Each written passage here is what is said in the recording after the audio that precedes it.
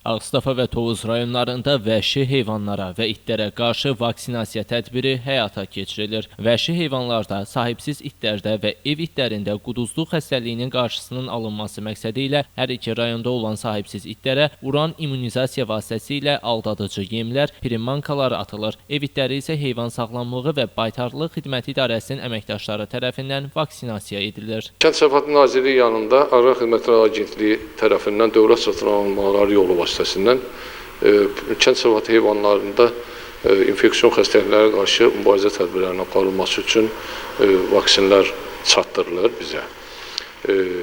Və bu qismdə də xüsusilə itlərdə də vaksinasiya tədbirləri quduzluq xəstəliyinə qarşı aparılır.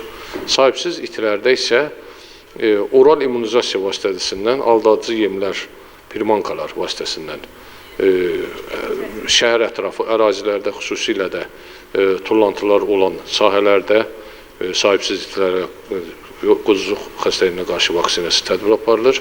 Vəhşi heyvanlar və sahibsiz itlər üçün primankaları düzürük və sonra da yoxlayırıq ki, görək həqiqətən həmin dərman preparatının vaksinləri vəhşi heyvanlar və sahibsiz itlər qəbul edib.